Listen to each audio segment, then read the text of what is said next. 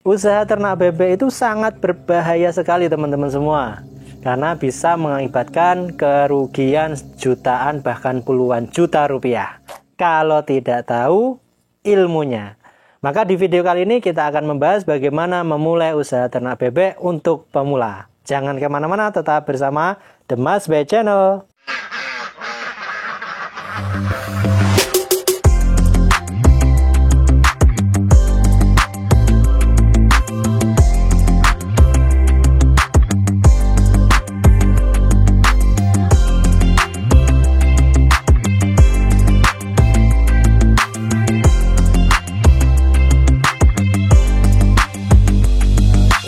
Menemukan resep-resepnya atau pola-pola budidaya di sana. Assalamualaikum warahmatullahi wabarakatuh. Terima kasih teman-teman semua yang senantiasa mendukung channel ini. Saya doakan usaha teman-teman tambah besar, tambah berkah, dan tambah berlimpah. Allahumma amin ya rabbal alamin. Alhamdulillah, di video kali ini kita akan membahas bagaimana cara memulai usaha ternak bebek untuk pemula, sehingga para pemula tidak kapok untuk ternak bebek karena mengalami kerugian. Nah, maka kita akan bahas satu persatu di video kali ini. Yang pertama, yang paling utama, teman-teman juga sebelum memulai usaha ternak bebek, teman-teman harus pahami dulu kenapa teman-teman memilih usaha ternak bebek. Nah, sehingga kita harus memahami potensi dari ternak bebek itu seperti apa. Baik potensi budidayanya, potensi lingkungan, mungkin ya resiko lingkungan, dan juga potensi sumber daya pakan, potensi pasarnya juga seperti apa di wilayah teman-teman masing-masing. Karena setiap wilayah punya potensinya masing-masing. Kalau di Blitar ini potensi untuk ternak bebek sangat terbuka lebar.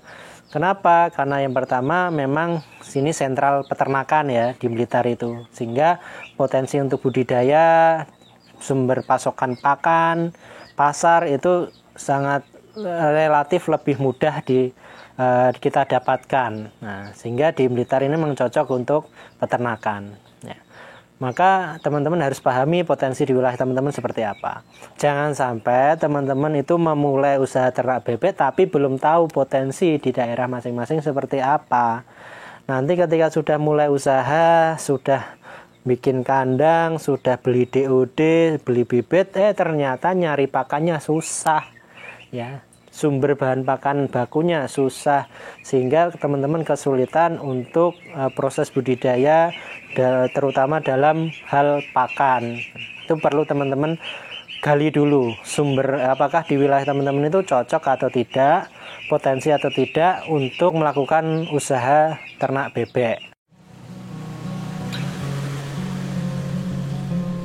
Setelah itu, setelah teman-teman menggali dan mendapatkan potensi, ternyata di wilayah teman-teman itu relatif cocok untuk ternak bebek, maka yang harus diperhatikan selanjutnya adalah ilmu ya. Teman-teman sebelum memulai ternak bebek tentunya harus mencari ilmu tentang bagaimana budidaya ternak bebek. Nah, banyak peternak pemula itu yang modalnya nekat ya, termasuk ilmunya juga belum mendapatkan ilmu tentang bagaimana budidaya ternak bebek, tapi nekat wes pokoknya aku pengen dan segera memulai usaha ternak bebek ini. Nah, pada akhirnya yang modal yang dikeluarkan itu, yang dikorbankan untuk belajar itu menghabiskan modal yang cukup besar karena masih mencoba-coba. Nah, ini menjadi pelajaran bagi kita semua. Sebelum kita memulai usaha, paling tidak kita memiliki dasar, memiliki ilmu yang itu ya, ilmu dasar yang itu bisa kita gunakan untuk memulai usaha tersebut. Ini segala macam usaha tentunya kita harus seperti itu kan itu ya, untuk meminimalkan resiko kerugian dan lain sebagainya. Beda kalau kita sudah punya ilmu ya, sudah punya ilmu dasarnya, paling tidak kalau terjadi masalah dan lain sebagainya kita bisa antisipasi. Nah, ini ya banyak yang mengatakan pokoknya mulai dhisik kan itu ya. Nah, itu ya menurut saya tidak salah 100% ya. Tapi juga perlu kita perhatikan juga, daripada nanti di pertengahan jalan kita kebingungan bagaimana budidayanya terutama, dan juga nanti bagaimana pasarnya. ternyata kita kerepotan sendiri, kan itu menyulitkan diri kita sendiri. Maka teman-teman harus pelajari dulu basic-basic ilmu tentang budidaya ternak bebek, tentang perkandangannya, tentang pemasarannya, itu potensinya seperti apa di wilayah teman-teman semua. Maka saran saya belajar kepada ahlinya. Maka datangi, sowani, silaturahmi ke peternak-peternak senior mungkin di daerah teman-teman semua. Ngasah kawruh ke sana ya, belajar ke sana dulu, atau perlu magang dulu mungkin ya. Kalau pengalaman saya pribadi dulu, saya sebelum mulai usaha penetasan bebek ini, saya magang dulu teman-teman. Jadi istilahnya ikut orang dulu tanpa digaji ya.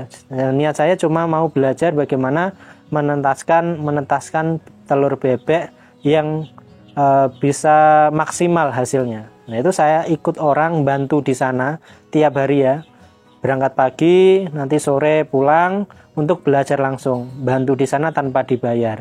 Dan alhamdulillah dari situ saya belajar banyak. Sebelum memulai usaha penetasan bebek, saya sudah punya basic ilmu untuk menetaskan bebek, sehingga cara mesinnya seperti apa, cara kerja mesinnya seperti apa, cara membuat mesinnya seperti apa, itu sudah kita miliki.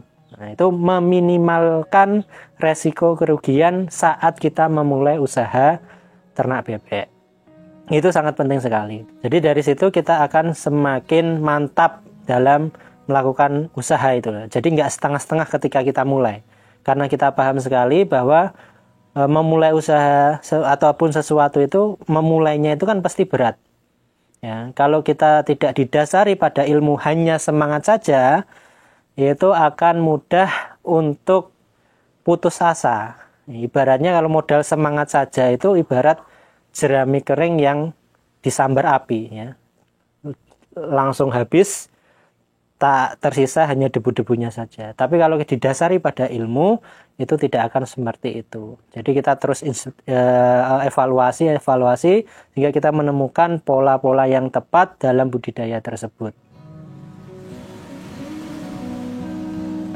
Selanjutnya, setelah teman-teman sudah dapat basic ilmunya, teman-teman sudah siap kan itu ya, potensi teman-teman sudah gali, sudah dapatkan, sudah punya gambarannya di daerah teman-teman itu cocok untuk ternak bebek, sudah dapatkan basic keilmuannya, maka tinggal kita lihat modal kita.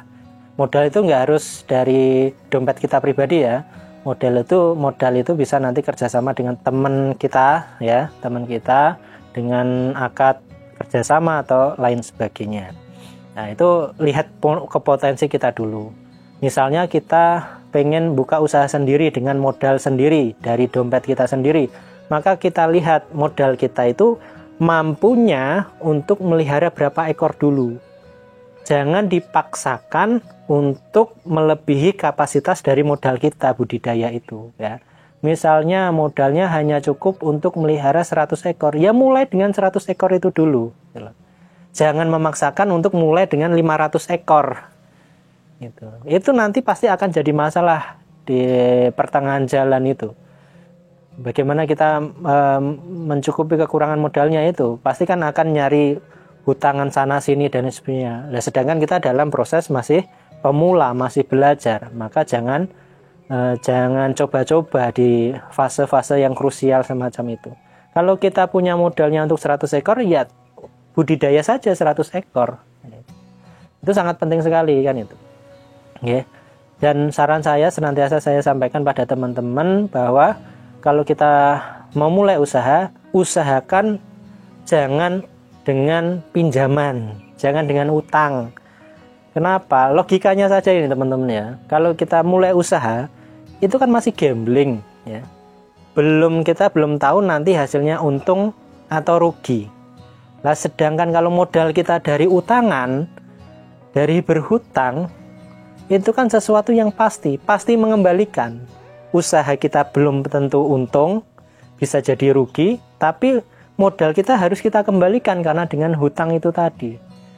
Kan nggak nyambung gitu loh. Antara sesuatu yang gambling dengan sesuatu yang pasti itu nggak nyambung. Maka usahakan kalau memulai usaha itu, pakai modal kita sendiri atau kerjasama dengan teman kita kan itu yang sudah percaya dengan kita. Nah, itu juga kalau kerjasama maka kita harus menjaga amanah itu sangat penting juga. Nah, jadi kalau kita sudah melihat potensi modal kita mampunya 100, ya mulai itu 100 dulu, dikembangkan. Maka jangan mudah tergiur untuk memotong uang modal itu ya. Misalnya kita pelihara 100 ekor, kemudian pas panen ternyata untungnya lumayan, misalnya 1 juta. Saat ini kan sangat mungkin sekali ya, dengan harga bebek saat ini yang masih tinggi, 100 ekor untung 1 juta itu masih sangat memungkinkan. Nah, 1 juta dari keuntungan pelihara bebek 100 ekor yang pertama itu dikembalikan lagi pada bebek. Jangan diambil dulu, kalau itu ya. Itu untuk pengembangan usaha kan itu. Karena tentunya untuk awal ini kan bisnis usaha bebek ini bukan menjadi yang utama harusnya kan itu. Ini masih sampingan.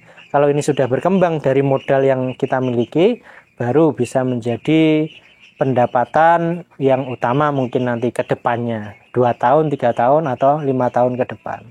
Itu mindset yang harus kita tanamkan, bahwa modal itu harus kembali ke usaha kita.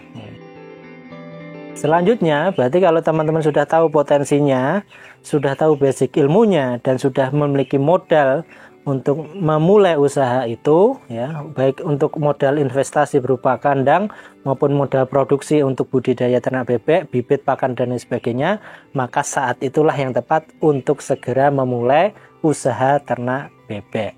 Insya Allah, ketika kita memahami itu semua, akan dimudahkan dalam proses-proses usaha selanjutnya, terutama usaha di bidang peternak bebek ini. Jadi sabar ya, jangan terlalu kesusu, jangan sembrono ya, jangan terburu-buru. Nah, senantiasa saya katakan bahwa ternak bebek itu fasenya dibagi 3 ya.